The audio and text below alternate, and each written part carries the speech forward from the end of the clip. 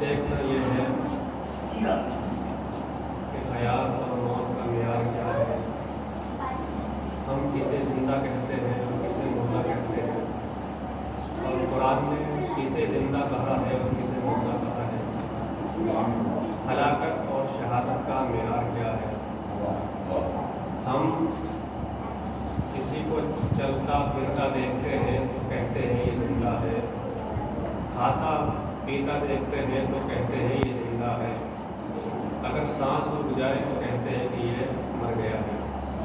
لیکن قرآن نے دوسرا معیار دیا, کہا یا ایھا الذین آمنوا استجیبوا للہ وللرسول اذا دعاکم لما یحییکم. کہا میرا حبیب جب بھی تمہیں پکارے کسی جگہ کسی مقام پر بھی تمہیں آواز دے تو اس کی آواز پر لبیک کہو. کیوں؟ اس لیے کہ نبی کی پکار میں ہی حیات ہے. نبی کی زندگی دینے والا میرا حبیب ہے. یعنی جو نبی کی آواز پر لبیک کہے, نبی کا ساتھ دے, تو قرآن نے اسے زندہ کہا ہے.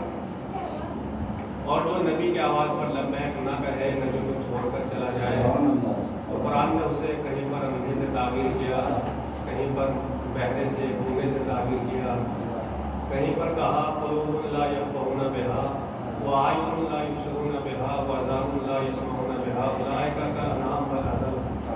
کہا کہ یہ دل تو رکھتے ہیں لیکن سوچتے سمجھتے نہیں ہیں, آنکھیں رکھتے ہوئے دیکھتے نہیں ہیں, کان رکھتے ہوئے سنتے نہیں ہیں, یہ تو جانور ہیں بلکہ اس سے بھی بدتر ہیں.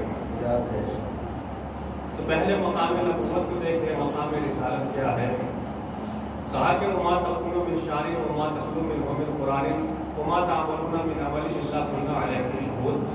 میرے حبیب کی شان یہ ہے, میرے نبی کی فضیلت عظمت یہ ہے کہ میرا حبیب کہیں پر بھی ہو, کسی مقام پر بھی ہو, کسی جگہ پر بھی ہو, تو کسی بھی آیت کی تلاوت کرے تو ہم اپنے نبی کی حفاظت کرتے ہیں, اس کے اوپر شاہد ہیں, نگراں ہیں. پھر دوسرے مقام پر کہا عالم الغیب فلا یظہر علی غیبہ احدا الا من ارتضی من رسول فإنہ یسلکہ من بین یدیہ ومن خلفہ رصدا. عالم الغیب تو خدا ہے, اور علم غیب اللہ اس کو دیتا ہے کہ جو مصطفیٰ ہوتا ہے, جو مرتضیٰ ہوتا ہے. اس کی علامت یہ ہے کہ اس کے دائیں اور بائیں آگے پیچھے فرشتے حفاظت کرتے رہتے ہیں.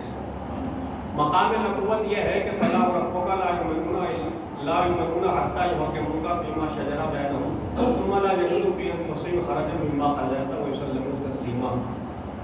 میرا حبیب جب تمہارے درمیان کوئی فیصلہ نافذ کر دے تو اس کے فیصلے کے خلاف زبان پر کوئی تنگی محسوس نہ ہو جائے. یہ مقام رسالت ہے. کسی مقام پر بھی, کسی جگہ پر بھی میرا حبیب تمہیں پکارے تو اس کی آواز پر لبیک کہو. اگر اس کی آواز پر لبیک نہیں کہتے تو قرآن نے کہا یہ مردہ ہے. انک لا تسمع الموت ولا تسمع الصم الدعاء اذا ولوا مدبرین. میرے حبیب انہیں پکارنے کی کوئی ضرورت نہیں ہے. یہ جو میدان سے فرار اختیار کر چکے ہیں, جو آپ کو چھوڑ کر بھاگ چکے ہیں, یہ آپ کی بات سننے والے نہیں ہیں. کیوں؟ اس لیے کہ یہ مردہ ہیں اور مردہ سنتے نہیں ہیں. یعنی جو نبی کو چھوڑ کر بھاگ جائے تو قرآن نے کہا یہ مردہ ہیں. وما انت بہادی الہما وما ان ضلالتہم، میرے حبیب یہ ہدایت نہیں پا سکتے ہیں. کیوں؟ اس لیے کہ یہ گمراہ ہیں. یعنی جو نبی کو چھوڑ کر چلا جائے وہ مردہ بھی ہے اور وہ گمراہ ہے. ان تسمعوا الا من یؤمن بآیاتنا وهم مسلمون، ہماری آیتوں پر وہی ایمان رکھتا ہے کہ جو مسلمان ہو. یعنی نبی کو چھوڑ کر جانے والا قرآن کی نظر میں مسلمان بھی نہیں ہے. قرآن کی نظر میں وہ مسلمان نہیں ہے. ہم انہیں ایسے ہی نہیں چھوڑیں گے. سورہ نمل کی یہ آیتیں ہیں. کہا اذا وقع القول علیہم اخرجنا لهم دابة من الارض تکلمهم ان الناس كانوا بآیاتنا لا یوقنون. ہم ایک ایسے گواہ کو لے کر آئیں گے، ان لوگوں نے فرار اختیار کی ہے، وہ آ کر بتائے گا، گواہی دے گا اے پروردگار یہی وہ افراد ہیں جنہوں نے میدان سے فرار اختیار کی ہے، تیری آیتوں پر ایمان نہیں رکھتے تھے، یہی کافر ہے، یہی اندھے ہیں، یہی بہرے ہیں. وہ آ کر گواہی دے گا. انہوں نے نبی کے بعد دین میں بدعتیں پیدا کی ہیں. وَخَلَفَ مِن بَعْدِهِ خَلْفٌ أَضَاعُوا الصَّلَاةَ وَاتَّبَعُوا الشَّهَوَاتِ فَسَوْفَ يَلْقَوْنَ غَيًّا. نبی کے جاتے ہی ان لوگوں نے دین میں نئی نئی بدعتیں پیدا کی ہیں، لہٰذا وہ آ کر انہیں قبروں سے نکال کر سولی پر لٹکائے گا. صلوات پڑھیں محمد و آل محمد پر.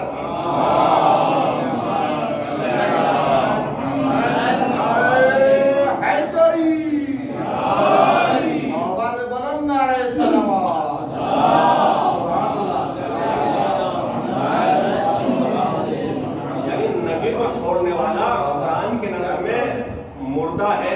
پھر سورہ محمد میں آواز دی فَهَلْ عَسَیْتُمْ إِن تُفْسِدُوا فِي الْأَرْضِ وَتُقَطِّعُوا أَرْحَامَكُمْ أُولَٰئِکَ الَّذِینَ لَعَنَهُمُ اللَّهُ فَأَصَمَّهُمْ وَأَعْمَىٰ أَبْصَارَهُمْ.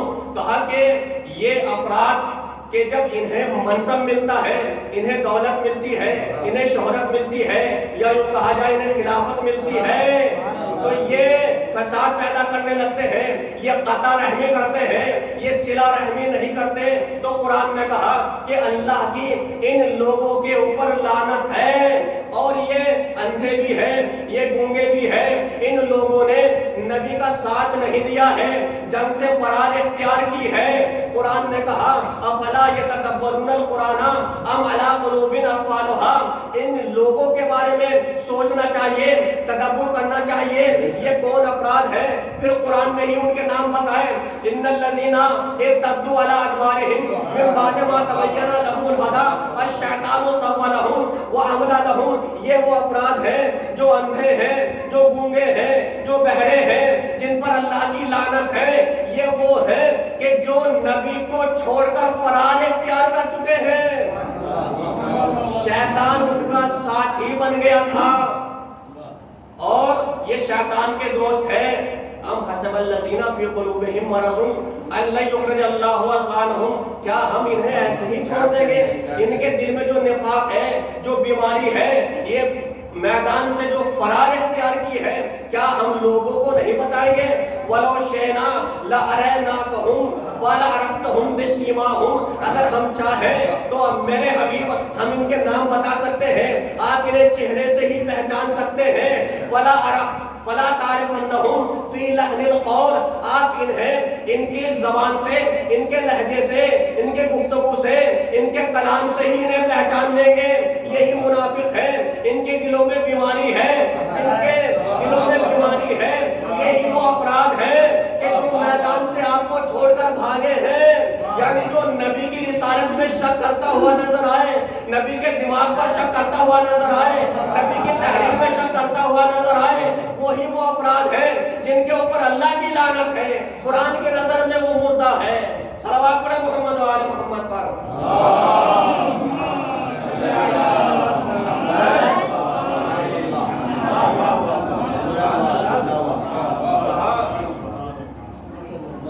جو نبی کو چھوڑ کر فرار اختیار کرے قرآن کی نظر میں وہ مردہ ہے. تو حیات اور موت کا معیار کیا ہے، ہلاکت اور شہادت کا معیار کیا ہے؟ ہلاکت کس کو کہا جائے گا کہ یہ ہلاک ہو گیا ہے، کسے کہا جائے گا کہ یہ شہید ہو گیا ہے؟ جو صحیح مقصد کی خاطر اپنے اعلیٰ کے لیے، خدا کے لیے فی سبیل اللہ اپنے آپ کو قربان کر دیتا ہے تو اس کو شہید کہا جاتا ہے۔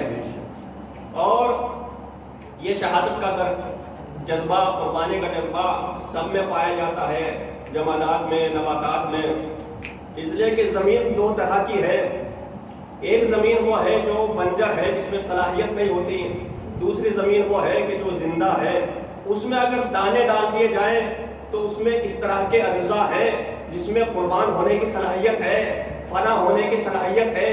یہ اجزاء انتظار کرتے رہتے ہیں، جیسے ہی دانے اس میں پہنچتے ہیں کچھ ہی دنوں میں زمین کے اس حصے میں ہریالی پیدا ہو جاتی ہے، پیڑ پودے اگاتے ہیں، کچھ سورج کی وجہ سے، کچھ ہوا کی وجہ سے اس زمین میں ہریالی پیدا ہو جاتی ہے، پیڑ پودے اگاتے ہیں، یعنی یہ اجزاء قربان ہو گئے ہیں۔ کس کے لیے؟ اپنے ماں فوق کے لیے۔ اس کے بعد یہی سبزہ، یہ پیڑ پودے اگر ان کو ایسے ہی چھوڑ دیا جائے تو یہ ہوا کی وجہ سے، سورج کی تمازت سے یہ ختم ہو جائیں گے، خراب ہو جائیں گے۔ لیکن یہی پیڑ پودے اگر قربان ہو جائیں، کسی جانور کی غذا بن جائیں، تو یہ اس کے لیے قربانی کا درجہ کہلائے گا۔ اس کے بعد کا مرحلہ جانور کا ہے۔ اگر یہ جانور اپنے ماں فوق کے لیے قربان ہو جائے، اپنے اعلیٰ کے لیے قربان ہو جائے، تو یہ قربانی کہا جائے گا۔ یعنی یہ جانور ہے، جب تک یہ جانور اگر اپنی موت مر جائے تو اس کو میتا کہا جائے گا، اس کو مردار کہا جائے گا۔ لیکن اگر یہ جانور اپنے اعلیٰ کے لیے جان دے دے، اپنے اعلیٰ کے لیے قربانی دے دے، تو اس کو میتا نہیں کہا جائے گا، اس کو مردہ نہیں کہا جائے گا، اس کا نام بدل جائے گا، اس کو قربانی کہا جائے گا۔ اب شریعت نے کہا یہ اتنا پاک ہو گیا ہے کہ اس کے بدن میں جو خون ہے وہ بھی پاک ہو گیا ہے، اس کے بدن میں خون ہے وہ پاک ہو گیا ہے۔ اسی طرح انسان ہے، انسان اگر اپنی موت مرتا ہے تو وہ نجس ہے، اس کو غسل بھی دیا جائے گا، اس کو کفن بھی دیا جائے گا۔ لیکن یہ انسان اگر اپنے ماں فوق کے لیے قربانی دے، اپنے اعلیٰ کے لیے، خدا کے لیے قربانی دے، تو یہ اتنا بلند ہو جاتا ہے، اتنا طیب ہو جاتا ہے، اتنا پاک و پاکیزہ ہو جاتا ہے، اس کا خون بھی پاک ہے۔ شریعت نے کہا اسے نہ غسل دینے کی ضرورت ہے، نہ کفن دینے کی ضرورت ہے، یہ اتنا پاک ہو گیا ہے، اسے اسی لباس میں دفن کر دینا چاہیے۔ اس لیے کہ جانور جو اپنے اعلیٰ کے اوپر قربان ہوتا ہے یہ اتنا پاک ہے، اس سے جو چیز منسوب ہو جاتی ہے تو قرآن نے اسے شاعر اللہ کہا ہے۔ اس جانور کی رسی کو اور اس کے گلے میں پڑی ہوئی گھنٹی کو قرآن نے شاعر اللہ کہا ہے۔ ایک جانور جو اپنے اعلیٰ کے اوپر جان دیتا ہے اس سے منسوب ہونے والی چیزیں شاعر اللہ بن جاتی ہے۔ سید الشہداء ہو، اس سے منسوب ہونے والی چیزیں شاعر اللہ کیسے نہیں ہو سکتی ہے؟ محمد وعلی محمد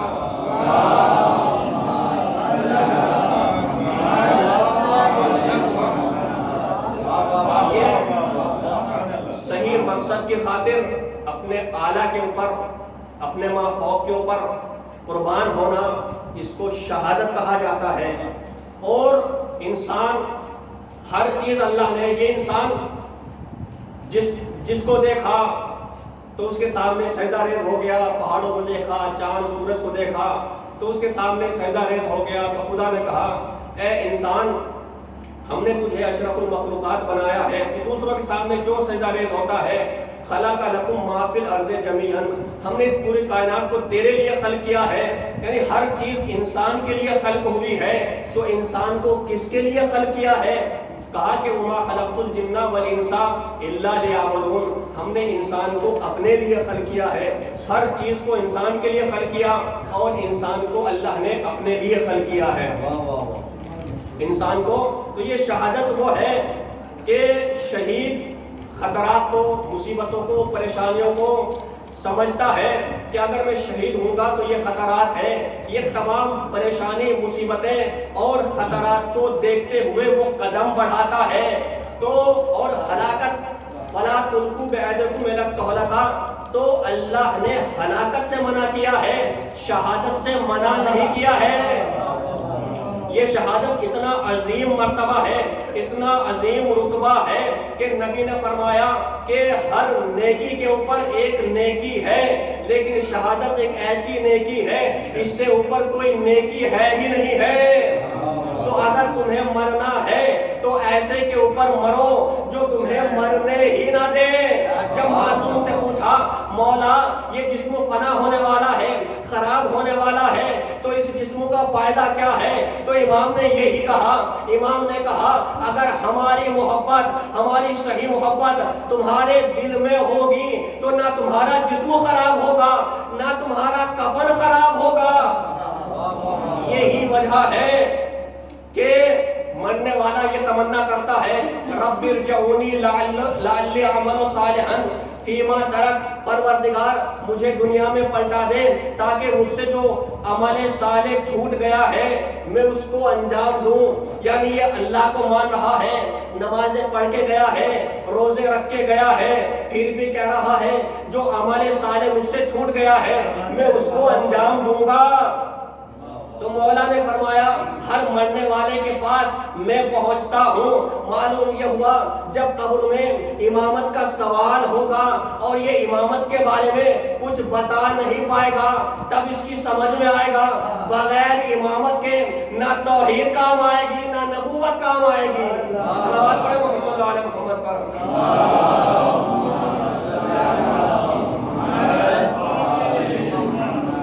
اگر آل محمد کی محبت ہے تو نہ اس کا کفن میلا ہوگا نہ اس کا جسم میلا ہوگا۔ آل محمد کی محبت ہے تو نہ اسے بھوک کی ضرورت ہے نہ اسے پیاس کی ضرورت ہے۔ یہی وجہ ہے کہ جب مولا نے اس پرندے سے پوچھا جو صحرا میں تھا کہ تو کھاتا کیا ہے، تو پیتا کیا ہے، اس نے یہی جواب دیا مولا جب مجھے بھوک لگتی ہے تو میں آل محمد کے اوپر صلوات پڑھتا ہوں، اور جب پیاس لگتی ہے تو آل محمد کے دشمنوں پر لعنت بھیجتا ہوں۔ یعنی اگر آل محمد سے آل محمد کی معرفت ہے نہ اسے کھانے کی ضرورت ہے نہ اسے پینے کی ضرورت ہے۔ شہادت کے بارے میں نبی نے بہت فضائل بیان کیے ہیں۔ نبی نے کہا من مات علی حب آل محمد مات شہیدا، جو بھی ہماری محبت میں مر جائے گا تو اللہ اسے شہید کا درجہ عطا کرے گا۔ من مات علی حب آل محمد ماتا تائبہ ماتا مغفورا ماتا مستکمل الایمان، وہ تائب ہو کر مرے گا، وہ مغفور ہو کر مرے گا، وہ ایمان کے 10ویں درجے پر فائز ہو جائے گا، مستکمل الایمان ہو کر مرے گا۔ من مات علی حب آل محمد بشرہ ملک بالجنت و تزفو الی الجنت کما تزفو العروس الی بیت زوجہا، اس کو جنت میں اس طرح بھیجا جائے گا جس طرح دلہن شوہر کے گھر جاتی ہے۔ من مات علی حب آل محمد فتح اللہ فی قبر ہی بابان، اللہ اس کی قبر میں 2 دروازے کھول دے گا، ایک تولے کی بنا پر ایک تبردے کی بنا پر۔ لہذا یہ 2 دروازے تبھی کھلیں گے جب دنیا میں تولہ بھی کرتا ہو تبردہ بھی کرتا ہو۔ اگر کوئی اتحاد کے چکر میں پڑ جائے تو پھر یہ 2 دروازے کھلنے کی گنجائش نہیں ہے۔ من مات علی حب آل محمد جعل اللہ قبرہ مزارا لملائکۃ الرحمہ، اللہ اس کی قبر پر فرشتوں کو بھیجے گا جو اس کے لیے استغفار کرتے رہیں گے۔ من ماتا علی حب آل محمد ماتا علی سنت والجماعت، وہ نبی کی سنت پر مرتا ہے۔ اس کے بعد نبی نے کہا جو ہمارے بغض میں مرتا ہے اس کے لیے بھی سنیں، من ماتا علی بغض آل محمد لم یشم علی رائحۃ الجنہ، وہ جنت کی خوشبو محسوس نہیں کر سکتا۔ من ماتا علی بغض آل محمد ماتا کافرا، وہ کافر مرتا ہے۔ من ماتا علی بغض آل محمد جاء یوم القیامت مکتوب بین عینیہ آئس من رحمت اللہ، جب وہ قیامت میں آئے گا تو اس کی پیشانی پر لکھا ہوگا کہ یہ اللہ کی رحمت سے دور ہے۔ صلوات پڑھیں محمد و آل محمد پر۔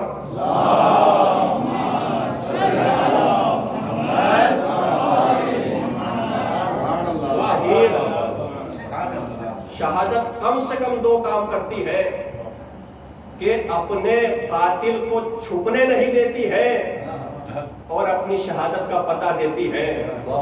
یہی وجہ ہے کہ قابیل اور حابیل آج تک ایک کے اوپر لعنت ہو رہی ہے، ایک کے اوپر صلوات ہو رہی ہے۔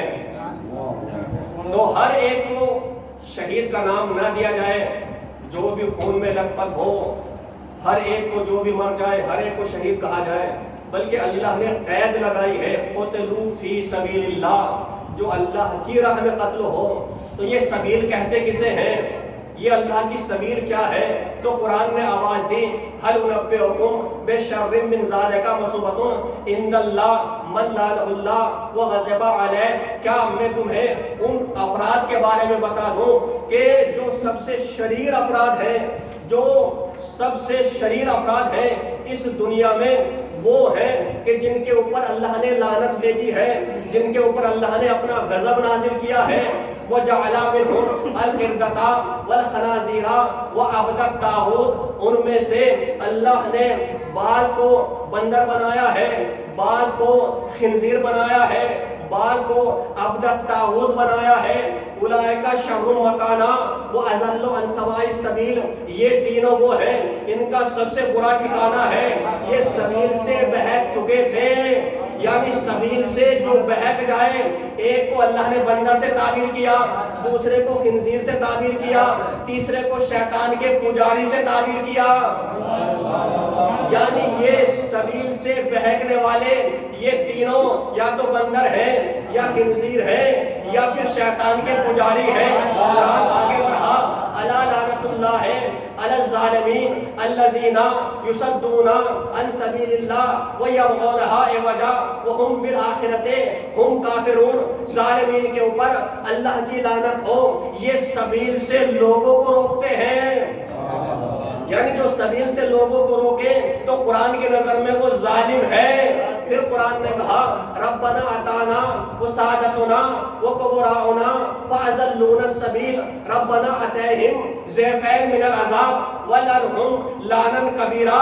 جہنم میں جب یہ اپنے بڑوں کو دیکھیں گے، اپنے پیر مرشد حادی کو دیکھیں گے، وہاں پر کہیں گے پروردگار ان لوگوں نے ہمیں سبیل سے گمراہ کر دیا تھا، ان لوگوں نے ہمیں بہکا دیا تھا، یہ خود بھی گمراہ تھے، ہمیں بھی ان لوگوں نے بہکایا، لہٰذا ہم تجھ سے دعا کرتے ہیں، تجھ سے التجا کرتے ہیں ربنا اتیہم ضعفین من العذاب ولعنہم لعنا کبیرا۔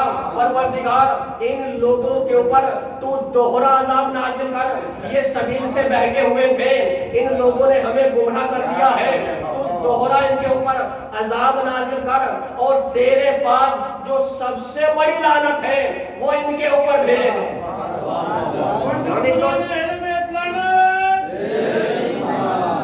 جو سبیل سے گمراہ ہو تو اللہ کی رحمت سے بھی دور ہے، لعنت کا مستحق ہے۔ پھر قرآن اور آگے بڑھا کہا یوم یعض الظالم علی یدیہ یقول یا لیتنی اتخذت مع الرسول سبیلا یا ویلتا لم اتخذ فلانا خلیلا لقد اضلنی عن الذکر بعد اذ جاءنی وکان الشیطان للانسان خذولا۔ ظالمین قیامت میں اپنے ہاتھ چبائیں گے، انگلیاں چبائیں گے، اور وہ ندامت سے کہیں گے کاش نبی کے اوپر جو سبیل نازل ہوا تھا ہم اس کا اتباع کر لیتے، ہم اس کی اطاعت کر لیتے، فلاں کی اطاعت نہ کرتے، انہوں نے ہمیں سبیل سے گمراہ کر دیا ہے، ہمیں ذکر سے گمراہ کر دیا ہے، شیطان کے ساتھی بن گئے تھے۔ پھر قرآن نے کہا ان ھذا صراطی مستقیما فاتبعوہ ولا تتبعوا السبل فتفرق بکم عن سبیلہ ذلک وصاکم بہ لعلکم تتقون۔ یہ سبیل ہی میرا سیدھا راستہ ہے، اس کی اتباع کرو، اس کی اطاعت کرو، اور سبل کی پیروی نہ کرو۔ اگر تم نے سبل کا اتباع کیا تو یہ تمہیں سبیل سے گمراہ کر دے گا۔ یہ تمہارے لیے ہماری وصیت ہے، ہماری نصیحت ہے۔ تب تو یہ سبیل کیا ہے؟ جب مولا سے پوچھا، معصوم سے پوچھا مولا ذکر کسے کہتے ہیں، صراط کسے کہتے ہیں، سبیل کسے کہتے ہیں، تو مولا نے یہی کہا کہ سبیل سے مراد، ذکر سے مراد، صراط سے مراد ہم آل محمد کی محبت کا نام ہے۔ پانچویں امام کہتے ہیں من قتلا فی ولایتنا فکانہ قتلا فی سبیل اللہ، ہماری محبت پر مرنے والا ہی اللہ کی سبیل میں مرتا ہے۔ صلوات پڑھیں محمد و آل محمد پر۔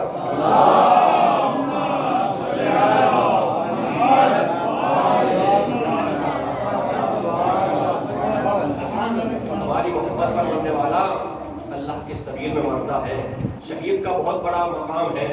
کہا کہ سورہ توبہ میں آواز دی، ان اللہ اشترى من المؤمنین انفسهم واموالهم بان لهم الجنہ یقاتلون فی سبیل اللہ فیقتلون ویقتلون وعدا علیہ حق فی التوراۃ والانجیل والقرآن۔ کہا کہ اللہ نے کچھ مومنین کے نفسوں کو خرید لیا ہے، ان کے جان اور مال کو خرید لیا ہے، یہ اللہ کے سبیل میں قتل ہوتے ہیں، یہ خود بھی قتل ہو جاتے ہیں، یہ دوسروں کو بھی مارتے ہیں، اور ان کی تعریف، ان کی مدح و ثنا اللہ نے قرآن میں بھی بیان کی ہے، انجیل میں بھی بیان کی ہے، توریت میں بھی بیان کی ہے، اور اللہ سے بہتر وعدے کو نبھانے والا کوئی نہیں ہو سکتا۔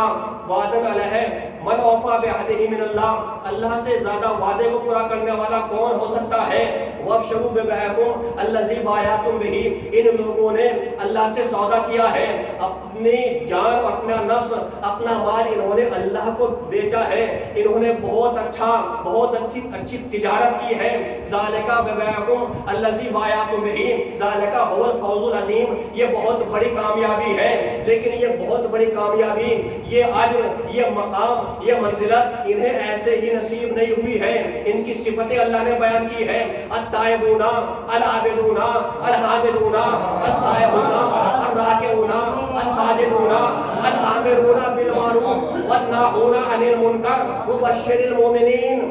ان کی صفتیں یہ ہیں کہ یہ عبادت کرنے والے ہیں، یہ رکوع کرنے والے ہیں، یہ اللہ کی حمد و ثنا کرنے والے ہیں، یہ اللہ کے سبیل میں قتل ہونے والے ہیں، یہ سجدہ کرنے والے ہیں، یہ امر بالمعروف کرنے والے ہیں، یہ نہی عن المنکر کرنے والے ہیں۔ ان مومنین کو بشارت دے دی جائے۔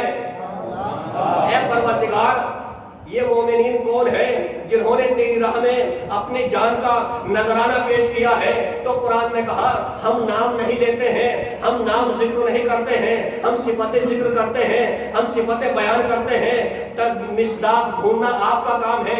قرآن نے صفتیں بیان کی ہے، جب ہم نے تاریخ دیکھی تو معصوم نے اسی انداز سے، اسی ردیف اور قافیے کے ساتھ معصوم نے معصوم کے لیے کچھ صفتیں بیان کی ہیں، اور کہا کہ جن لوگوں نے اپنی جان کا نذرانہ اللہ کی بارگاہ میں پیش کیا ہے وہ کون افراد ہیں؟ زیارت جامع میں ارشاد ہوا، اشہد انکم الائمۃ الراشدون المہدیون المعصومون المکرمون المقربون المتقون الصادقون المصطفون المطیعون للہ القوامون بامرہ العاملون بارادتہ الفائزون بکرامتہ اصطفاکم بعلمہ وارتضاکم لغیبہ واختصکم لسرہ واجتباکم لہداہ وخصکم ببرہانہ وانتجبکم لنورہ وایدکم بروحہ ورزقکم خلفاء ارضہ۔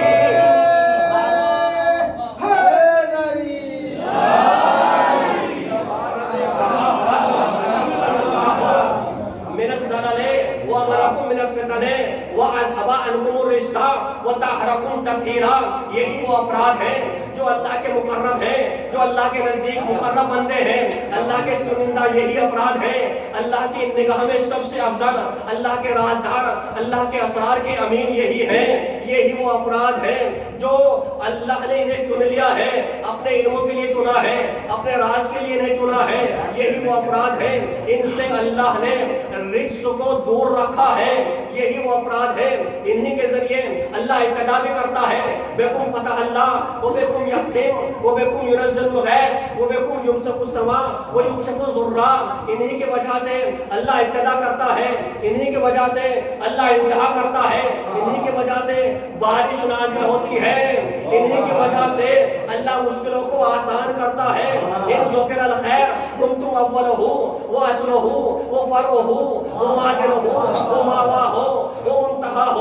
یہی ہر خیر کی اول بھی ہے، ہر خیر کی انتہا بھی ہے، ہر خیر کی اصل بھی ہے۔ لا يحزنهم الفزع الأكبر وتتلقاهم الملائكة هذا يومكم الذي كنتم توعدون۔ قیامت کے دن پروردگار کہے گا یہ وہ افراد ہیں انہیں نہ غم ہوگا، نہ رنجیدگی ہوگی، نہ کوئی حزن و ملال ہوگا۔ قیامت کے دن ان سے کہا جائے گا هذا يومكم الذي كنتم توعدون، یہ دن تمہارا دن ہے جو تم چاہو گے آج وہ ہوگا، آج تمہاری حکومت ہے۔ القیا فی جہنم کل کفار عنید، تم جسے چاہو جنت میں بھیج دو، جسے چاہو جہنم میں بھیج دو۔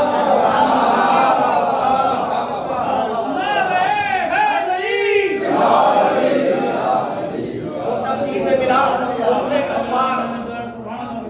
کفار سے مراد رسول اسلام کی نبوت کا انکار کرنے والا ہے، انید سے مراد مولا کائنات کی ولایت کا انکار کرنے والا ہے۔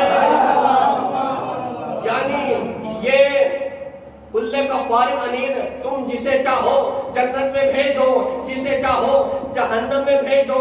ایک کا نام علی ہے، دوسرے کا نام محمد مصطفیٰ ہے۔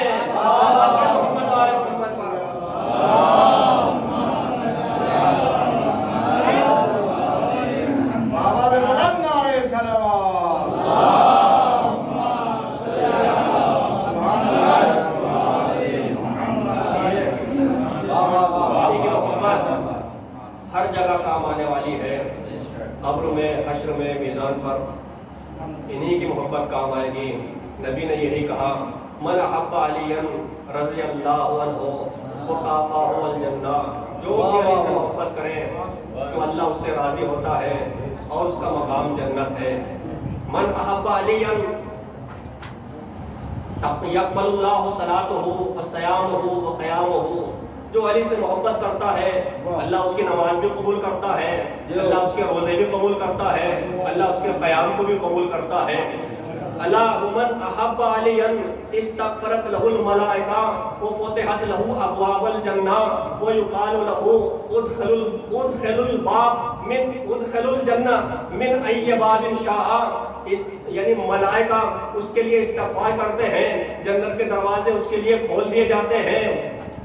الا ومن احب علی لا یخرج من الدنیا حتی یشرب من الکوثر ویاکل من شجرۃ الطوبی ویری مکانہ فی الجنہ، وہ دنیا سے اس وقت تک نہیں جائے گا جب تک وہ کوثر سے سیراب نہ ہو لے اور شجرہ طوبیٰ کے پھل کو نہ کھا لے، اپنے مقام کو جنت میں نہ دیکھ لے۔ الا ومن احب علی آتاہ اللہ بکل عرق حورا فی بدنہ، الا ومن احب علی یشفع ثمانین من اہل بیتہ، الا ومن احب علی آتاہ اللہ بکل شعر فی بدنہ مدینۃ فی الجنہ، جو بھی علی سے محبت کرتا ہے اس کے بدن پر جتنے بھی پسینے کے قطرے گرے ہیں ہر قطرے کے عوض اللہ حور عطا کرتا ہے، اور وہ 80 آدمیوں کی شفاعت کرنے والا ہے، اور اس کے بدن پر جتنے بھی بال ہیں ہر بال کے عوض اللہ جنت میں ایک شہر عطا کرنے والا ہے۔ الا ومن احب علی اثبت اللہ فی قلبہ الحکمہ واجریا علی لسانہ نورا قلبہ وبیضا وجہہ، جس کے دل میں علی کی محبت ہے تو اللہ اس کے دل کو نورانی کر دیتا ہے، اس کے چہرے کو منور کر دیتا ہے، رحمت کے دروازے اس کے لیے کھول دیتا ہے۔ وہ جاء یوم القیامت وجہہ کالقمر کما فی لیلۃ البدر، اس کا چہرہ اس طرح ہوگا جیسے 14ویں رات کا چاند چمکتا ہوتا ہے۔ الا ومن احب علی جعل اللہ وضع اللہ علی راسہ تاج الکرامت، اللہ اس کے سر پر تاج کرامت کو رکھے گا۔ وہ مر علی الصراط کالبرق الخاطف، وہ بجلی کی رفتار کی طرح پورے صراط سے گزر جائے گا۔ الا ومن احب علی لا ینشرہ دیوان ولا ینصب له میزان ویقال له ادخل الجنہ، نہ اس کے لیے میزان قائم کیا جائے گا نہ اس کا حساب و کتاب ہوگا۔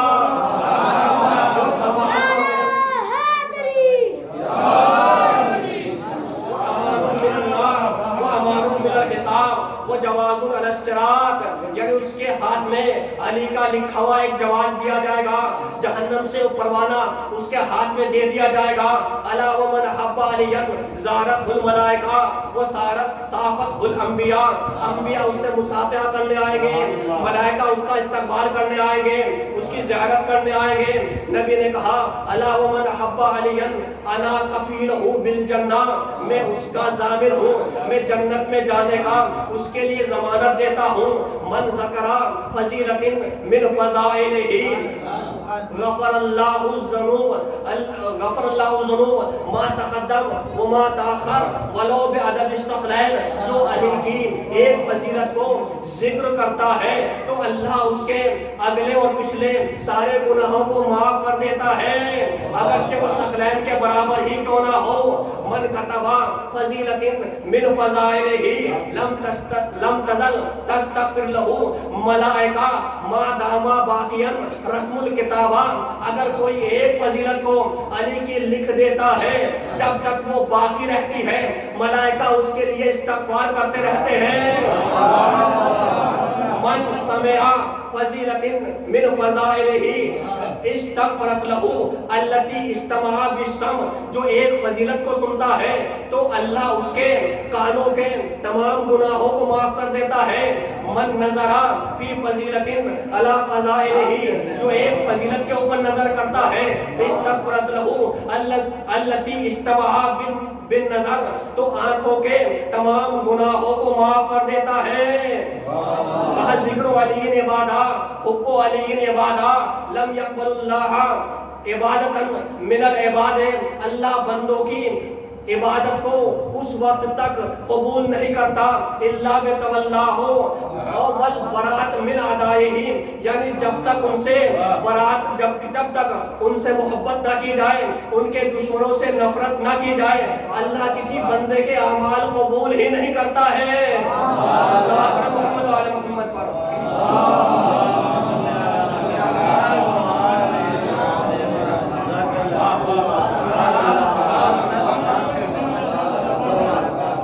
نبی نے کہا، اس لیے کہ علی کی مثال اسی طرح ہے جس طرح قرآن میں سورہ توحید کی مثال ہے. یعنی اگر کسی نے ایک مرتبہ سورہ توحید کی تلاوت کی تو ثلث قرآن کی تلاوت کی، دو مرتبہ سورہ قل اللہ کی تلاوت کی تو دو ثلث قرآن کی تلاوت کی، تین مرتبہ قل اللہ کی تلاوت کی تو پورے قرآن کی تلاوت کی. علی کی محبت کی مثال بھی اسی طرح ہے. تو جس کے دل میں جو کچھ نہ جانتا ہو، صرف علی کی محبت اس کے دل میں ہو، کیا اس کو بھی اتنا ہی اجر دیا جائے گا؟ یعنی 10 پاروں کا ثواب اگر زبان اور دل سے اقرار کرتا ہو تو 20 پاروں کا ثواب، اور اگر اعضاء سے بھی اقرار کرتا ہو تو 30 پاروں کا ثواب. نبی کریم سے روایت ہے، کہا کہ ثلث قرآن کا ذکر نہیں کیا ہے. 2 روایتیں ہیں. ایک روایت میں یہ ہے کہ جتنے بھی العباد اجمع، جتنے بھی بندے ہیں آدم سے لے کر قیامت تک، جتنے بھی عباد ہیں، جتنے بھی بندے ہیں، جو بھی وہ اچھا کام کرتے ہیں، جو بھی وہ نیک عمل انجام دیتے ہیں، کہا کہ اگر کسی کے دل میں علی کی محبت ہے تو 1/3 ثواب تمام بندوں کا اس بندے کو عطا کر دیا جاتا ہے. اگر کوئی دل اور زبان سے علی کی محبت کا اقرار کرے تو تمام بندوں کے ثواب اور اجر ثلث یعنی 2/3 اس کو عطا کر دیا جاتا ہے. اور اگر کوئی اعضاء سے بھی علی کی محبت کا اظہار کرے تو تمام بندوں کو جو ثواب عطا کیا جاتا ہے وہ اس بندے کو عطا کیا جائے گا. دوسری روایت میں ہے الامہ، جتنی بھی امتیں ہیں، چاہے وہ جناتوں میں امت ہو، چاہے انسانوں میں امت ہو، چاہے فرشتوں میں امت ہو، جو بھی امت ہے. اس لیے کہ زیارت جامعہ میں یہی کہا، قادت الامم، اے آل محمد جتنی بھی امتیں ہیں آپ تمام امتوں کے سید و سردار ہیں. تمام امتوں کا جو بھی ثواب ہے ایک سلس اس محبت کرنے والے کو عطا کیا جاتا ہے، اور اگر یہ زبان اور دل سے علی کی محبت کا اقرار کرتا ہے تو 2 سلس ثواب اس پوری امت کا اس بندے کو عطا کر دیا جاتا ہے۔ اور اگر وہ اظہار بھی کرتا ہے، اپنے اعضاء سے اظہار کرتا ہے، مولا کائنات کی سیرت کو اپنے اندر اتار لیتا ہے، جتنی بھی امتیں ہیں، جو بھی امت ہے، جو بھی اس کو ثواب عطا کیا جائے گا، اس بندے کو بھی وہ ثواب عطا کیا جائے گا۔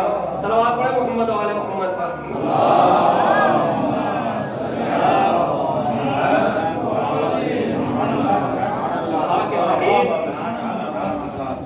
جو اللہ کی راہ میں مر جائے وہ شہید ہے۔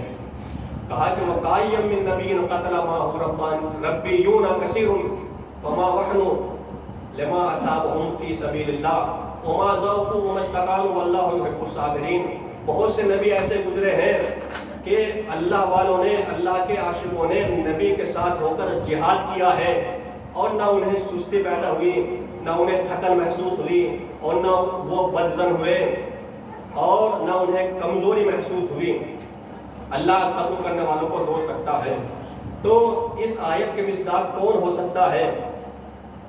ہم نے جب دیکھا کہ نبیوں کے ساتھ جو لوگوں نے ساتھ رہ کر جہاد کیا، تمام کے تمام لوگ وہ ہیں جو نبی کا ساتھ انہوں نے نہیں دیا ہے۔ بعض لوگوں نے ساتھ دیا اور اکثر نے مخالفت کی، چاہے جناب موسیٰ کا زمانہ ہو، طالوت کا زمانہ ہو، جناب ابراہیم کا زمانہ ہو، یا آخری نبی کے ساتھ بھی اکثر وہ تھے جو نبی کو چھوڑ کر جنہوں نے فرار اختیار کی ہے، اور کم افراد نے نبی کا ساتھ دیا ہے۔ حتیٰ کہ مولا کائنات کے ساتھ بھی ایسا ہی ہوا، لیکن یہ آیت صرف امام حسین کی شان میں ہے، یعنی امام حسین کے اصحاب اور ساتھ ہی وہ ہیں جو اس آیت کے مصداق ہیں۔ امام حسین کہتے ہوئے نظر آتے ہیں کہ جیسے اصحاب مجھے ملے، نہ میرے بابا کو ایسے اصحاب ملے، نہ میرے نانا کو ایسے اصحاب ملے، اس لیے کہ کربلا اس تاریخ کا نام ہے، تاریخ کے نصف النہار پر اس کھلی ہوئی کتاب کا نام کربلا ہے کہ جس کا نہ منظر پوشیدہ ہے نہ منظر پیچیدہ ہے۔ اس لیے کہ تاریخ نے دیکھا، زمین و آسمان نے دیکھا، ایک طرف تشنگی ہے، ایک طرف سیلابی ہے، ایک طرف ظلم ہے، ایک طرف عداوت ہے، ایک طرف دیکھا، تاریخ نے دیکھا کہ کمان اور تیر چل رہے تھے، لیکن ادھر صبر و استقامت کے ساتھ تیر کھا رہے تھے۔ تاریخ نے دیکھا کہ خنجر کی دھار مار کھا رہی تھی، لیکن لہو کی دھار اپنا ہنر جما رہی تھی۔ تاریخ نے دیکھا، تاریخ نے لکھا کہ تیر چلا کر رونے والے اور تھے اور تیر کھا کر ہنسنے والے اور تھے۔ ایک غازی نے، مجاہد نے ایک لکیر کھینچی تو کسی نے اسے عباس کی شجاعت کہا، کسی نے عباس کی بہادری کہا، لیکن یہ صرف خط نہیں تھا بلکہ حق و باطل میں ایک تمیز تھی۔ جناب عباس ایک لکیر کھینچ کر دنیا والوں کو بتانا چاہتے ہیں کہ دنیا میں صرف 2 ہی مذہب ہیں، ایک مسلک کا نام یزیدی ہے، دوسرے مسلک کا نام حسینی ہے۔ جس کا دل چاہے یزیدیت کی طرف چلا جائے، چاہے حسینیت کی طرف چلا جائے، اس لیے کہ قرآن نے آواز دی فَتَمَنَّوُا الْمَوْتَ إِن كُنتُمْ صَادِقِينَ، اگر تم سچے ہو تو موت کی تمنا کرو۔ ہم نے تاریخ میں دیکھا، لیکن کوئی بھی ایسا نہیں ہے جو موت کی تمنا کرتا ہوا نظر آئے، جو موت کے لیے دعا کرتا ہوا نظر آئے، موت کی دعا کر کے اپنی زندگی کو آگے بڑھاتا ہوا نظر آئے۔ لیکن کربلا کا واقعہ، کربلا میں ایسے افراد ملے، ایسے جانثار ملے، ایسے افراد، ایسا لشکر جو صبح سے شام تک ہر ایک یہ تمنا کرتا رہا کہ مجھے پہلے جانا ہے۔ حبیب نے کہا مجھے پہلے جانا ہے، عباس نے کہا مجھے پہلے شہادت دینی ہے، مجھے پہلے قربان ہونا ہے، علی اکبر نے کہا مجھے پہلے قربان ہونا ہے۔ جناب قاسم سے مولا نے پوچھا کہ قاسم تمہارے نزدیک موت کیسی ہے؟ کہا کہ میرے نزدیک موت شہد سے زیادہ شیریں ہے۔ شہد سے زیادہ موت کا مزہ ہے، ذائقہ ہے۔ عزیزوں آج تک تبسم کی تفسیر تکلم سے کی گئی ہے، یعنی تبسم کی تفسیر تکلم کی دلحیظ پر قدم رکھ کے بیان کی گئی ہے، لیکن کربلا کا واحد واقعہ ہے کہ جہاں تکلم کی تفسیر تبسم سے کی گئی ہے، ادھر جناب قاسم سے پوچھا، جناب علی اصغر ہے جو مسکرا کر تکلم کی تفسیر بیان کرنا چاہتے ہیں۔ جناب اس لیے کہ بچے اگر ان کے منہ میں کوئی کڑوی چیز رکھ دی جاتی ہے تو وہ رونے لگتے ہیں، لیکن کوئی میٹھی چیز رکھ دی جاتی ہے، شہد ان کے منہ پر لگا دیا جاتا ہے تو وہ بچے ہنسنے لگتے ہیں۔ جناب علی اصغر مسکرا نہیں رہے ہیں بلکہ جناب قاسم کے کلام کی تفسیر پیش کر رہے ہیں۔ قاسم تم بتاؤ موت کا ذائقہ کیا ہے، تفسیر ہم پیش کریں گے۔